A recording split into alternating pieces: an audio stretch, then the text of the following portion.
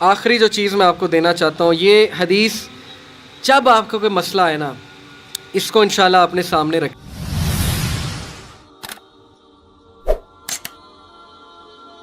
ایک کوٹ آپ کو سناتا ہوں، بڑا مجھے پسند ہے یہ کوٹ. اشفاق احمد رحمہ اللہ ماشاءاللہ بہت بڑے ادیب گزرے ہیں. وہ کہتے ہیں کہ کبھی بھی کسی انسان کی طرف سے اپنی ناقدری پر نہ کڑنا، کبھی بھی کسی انسان کی طرف سے اپنی ناقدری پر نہ کڑنا، کیونکہ قدر و قیمت کا تعین ہمیشہ وقت کرتا ہے اور درجات اوپر متعین ہوتے ہیں. یہ بات یاد رکھیں، درجات اوپر متعین ہوتے ہیں. اگر انسانی رویوں میں الجھو گے تو زندگی بھر الجھ کر رہ جاؤ گے. بس عیب اور غیب کے جاننے والے کے ساتھ اپنے معاملات سلجھائے رکھو، ساری الجھنے اور مسائل دور ہو جائیں گے. کیا بات ہے جی. لوگوں کے رویوں میں مت الجھیں، اللہ پہ توکل رکھیں، اس کے ساتھ معاملات سلجھائیں، یقین کریں اس کے ساتھ معاملات سلجھائیں. ایک شخص امام غزالی کے پاس آیا، اس نے کہا جی مجھے یہ مسئلہ ہے.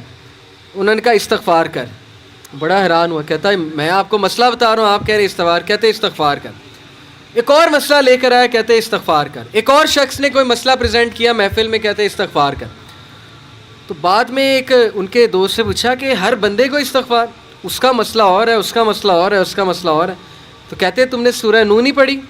حضرت نوح کیا کہتے ہیں اپنی قوم کو کہ استغفار کرو، اللہ اولاد دے گا، اللہ جو ہے وہ مال دے گا، اللہ تعالیٰ رزق دے گا، اللہ تعالیٰ کھیت دے گا، باغات دے گا، بارش برسائے گا. ہر مسئلے کا حل تو استغفار ہے. تو میں نے سب کو استغفار کہا. تو اس لیے استغفار، اللہ کے ساتھ معاملہ. لوگ دکھ دیں گے آپ کو. ہمارے نبی سے زیادہ دکھ کس کو دیا لوگوں نے؟ جب نبی کو لوگ دکھ دے سکتے ہیں تو ہم کون ہیں؟ جب بہترین انسان کو، سچے ترین انسان کو دکھ دیا جا سکتا ہے تو ہماری کیا اوقات ہے؟ ہمیں بھی لوگ دکھ دیں گے، اپنے بھی دکھ دیں گے، کولیگ سے بھی ہو سکتا ہے دکھ ہو، بہت سے لوگ دکھ دیں گے.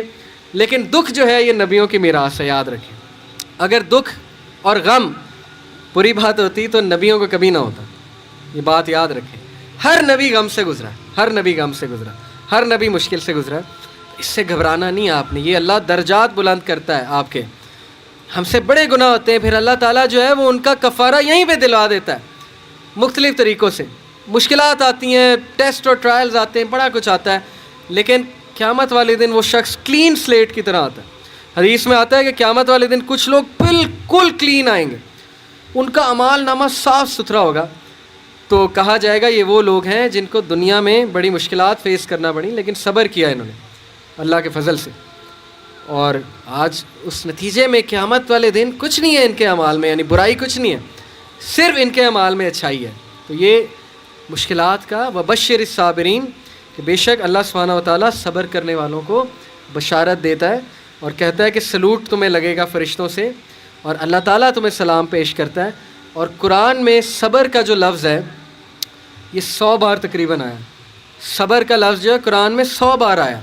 اور جنتیوں کی سب سے بڑی خوبی صبر ہے کہ یہ صبر کرتے تھے. غم پہ صبر، برے رویوں پہ صبر. صبر کا مطلب ہے برداشت کر جاتے تھے، لڑائی نہیں کی، بلا وجہ پھڈے نہیں کیے، صبر کر گئے، پی گئے، غصے کو پی جانے والے. یہ بہت پسند ہے، اللہ سبحانہ تعالیٰ کو بہت پسند ہے.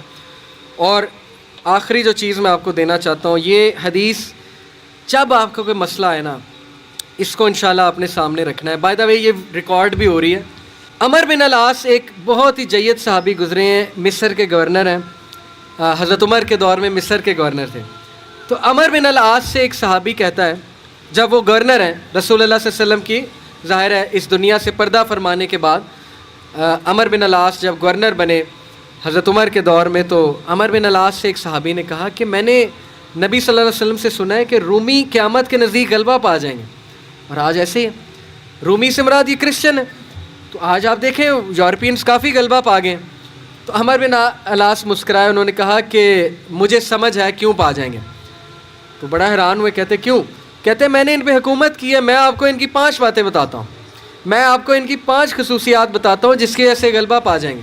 یہ ان کا ویو ہے عمر بن العاص کا کہ دیٹس وائی یہ لوگ غلبہ پا جائیں گے قیامت والے دن. انہوں نے کہا کیا ان میں 5 خصوصیات ہیں؟ آپ نے حکومت کی ہے ان پہ. پہلی خصوصیت کہ جب ان پہ کوئی مشکل آتی ہے نا، ایک دم گھبراتے ہیں، لیکن محاسبہ کر لیتے ہیں مشکل آئی کیوں. کوستے نہیں رہتے قسمت کو، ہائے میں مر گیا، ہائے میں لٹ گیا، میری قسمت برباد ہوگی. نہیں، مشکل آئی گھبرائے, اس کے بعد بیٹھے سوچا آئی کیوں تھی, ہماری وجہ سے آئی تھی, کہیں میرا رویہ تو غلط نہیں ہے, کہیں میرے سے کوئی خطا تو نہیں ہوئی, کہیں سب سے پہلے کس کے بارے میں سوچنا ہے, اپنے بارے میں, کہ یار میری کیا غلطی تھی, میری, یہ سب سے پہلے انگلی ادھر ہونی چاہیے, اس کے بعد انگلی وہاں ہونی چاہیے. اچھا حالات میں تو نہیں کوئی مسئلہ, میری اسٹریٹجی تو کوئی غلط نہیں تھی, کہیں کسی کو میں نے غلط دوست تو نہیں بنا لیا, کہیں میں نے زندگی میں کوئی غلط رازدان تو نہیں بنا لیا, وغیرہ وغیرہ. سب سے پہلے انگلی اپنی طرف, اس کے بعد سوچنا ہے بائیں. تو سب سے پہلی کوالٹی کہ جب مشکل مصیبت آتی تو سوچتے ہیں کہ یار یہ آئی کیوں, اور جب ٹھوکر پڑتی ہے تو ریکوری جلدی ہے, ریکور ہو جاتے ہیں, ریکوری جلدی ہے. یعنی میں آپ کو مثال دیتا ہوں, انٹرویو میں کوئی فیل ہو گیا, مثال ہے, نہیں ہوا اس کا ٹیسٹ پاس. اب کیوں نہیں ہوا, اگر تو رونے لگ جائے گا تو رونے سے تو ٹیسٹ پاس نہیں ہوگا. سوچے کیوں نہیں ہوا, میرے ویٹ میں کمی تھی, کیا مسئلہ کیا تھا, یا انسٹرکٹر سے کوئی کمی کوتاہی ہوئی, کیا ہوا ہے. یہ پہلی بات. دوسری بات, ریکور کریں, پھر دیں, ریکوری مارے نا, صرف ہاتھ میں ہاتھ دھرے تو نہیں بیٹھے رہنا. تیسری بات, جب میدان جنگ سے بھاگ جاتے ہیں, کھڑے نہیں رہتے بے وقوفوں کی طرح, بھاگ جاتے ہیں. جب مارکے میں دیکھیں نقصان ہو رہا ہے, بھاگ جاتے ہیں. یہ بھی عقل مندی ہے, یقین کریں, اس میں کوئی وہ نہیں ہے کہ بندہ ڈرپوک ہو گیا. جب نظر آ رہا ہے کہ ویپنز کی زیادہ ضرورت ہے یہ وہ, تو صلاح الدین ایوبی نے بھی یہی کیا تھا, پتہ ہے آپ کو. صلاح الدین ایوبی لڑنے چلے گئے تو کرسچن کنگ آیا, اس نے کہا جی کہ ابھی پلٹ جاؤ نہیں تو سب مارے جائیں گے. تو صلاح الدین ایوبی نے سوچا, ارد گرد جائزہ لیا, کہتے ٹھیک ہے. وہ مسلمان سولجر حیران کہ ہمارا بادشاہ کیسے پلٹ گیا ہے, اتنا تقویت والا بادشاہ. تو ایک شخص لڑنے آ گیا, کہتا کہ یہ کیا آپ نے پلٹا لیا سب کو, ہم یروشلم فتح کرنے گئے تھے. تو خدا ایسے لوگوں کو جو ہے وہ وکٹری نہیں دیتا. اس نے بڑی سخت بات کر دی. صلاح الدین ایوبی نے کہا کہ نہ وہاں پانی تھا, نہ وہاں پہ کوئی سازگار میدان تھا لڑنے کے لیے, تو میں نے جائزہ لے کے میں پلٹا ہوں. ایسی بات نہیں ہے کہ ہم ڈرپوک ہیں یا ڈر کے پلٹے ہیں, جائزہ لیا ہے بھائی میں نے, ابھی نہیں ہے حملہ کرنا سازگار نہیں ہے. تو مسلمان عقل مند بھی ہوتا ہے. تو یہی بات عمر بن العاص نے کی کہ یہ بھاگ جاتے ہیں لیکن دوبارہ اٹیک کرتے ہیں, یہ نہیں کہ بس بھاگ گئے, لڑنے دوبارہ آئیں گے, ہمت نہیں ہاریں گے. یہ انہوں نے اس کی اس ٹائم کے جو رومی تھے ان کی ایک خصوصیت بیان کی. آخری دو, دیر ویلفیئر ورک, کہا کہ یہ لوگ خیر کے بڑے کام کرتے ہیں, ویلفیئر بہت, چیریٹی بہت دیتے ہیں, چیریٹی صدقہ خیرات کے بڑے کام کرتے ہیں. یہ ان کی کوالٹی بیان. دیکھیں جس قوم میں جو کوالٹیاں بیان کرنی چاہیے, وہ بھی اللہ کے بندے ہیں. اسلام نہیں پہنچا ان تک الگ بات ہے, لیکن اللہ کے بندے ہیں. تو دیر ویلفیئر ورک. لاسٹ, یہ بڑی خوبصورت بات ہے کہ ناانصافی زیادہ دیر برداشت نہیں کرتے ہیں. آج بھی میں آپ کو بتا رہا ہوں, روڈوں پہ نکل آتے ہیں. ابھی امریکہ میں ایک پولیس آفیسر نے, شاید آپ نے فالو کیا ہو, ایک کالے کو مار دیا, وہ جو بلیک تھا نیگرو, تو سارے نکل آئے بلیک لائیوز میٹر.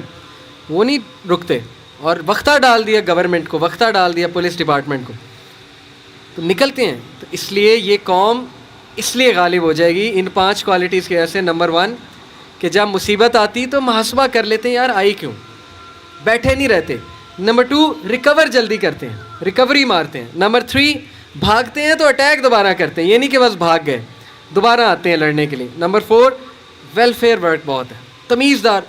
اور آخری بات, ناانصافی کو ریزسٹ کرنا, زیادہ دیر ناانصافی برداشت نہ کرنا, نکل آنا, اٹھنا, کھڑے ہونا, چیلنج کرنا اسٹیٹس کو. یہ بہت امپورٹنٹ بات ہے. اور یقین کریں اس ساری امید آپ سے, نوجوان طبقہ, جب تک نوجوان ہمارے 62% انشاءاللہ ہے اللہ کے فضل سے, اللہ کی طرف سے, تو سوال ہی نہیں پیدا ہوتا نا امیدی کا, سوال ہی نہیں پیدا ہوتا کہ پاکستان میں تبدیلی نہ آئے. اس لیے میں بڑی امید کے ساتھ جا رہا ہوں آج انشاءاللہ, اور میں آپ سب سے درخواست کو بھی ہوں کہ یہ ساری باتیں اپلائی کریں. اور میں اللہ سے دعا کرتا ہوں اللہ آپ کو ترقیاں دے, استقامت دے, ماں باپ کو صحت تندرستی دے, آپ کو ان کی آنکھوں کی ٹھنڈک بنائے, اور آپ ہمارا فخر بنے انشاءاللہ تعالیٰ. اور آپ کی وجہ سے میں بہت پر امید انشاءاللہ تبدیلی آئے گی. جزاک اللہ خیر. سبحانک اللہم و بحمدک, اشہد ان لا الہ الا انت, استغفرک. السلام علیکم و رحمۃ اللہ وبرکاتہ.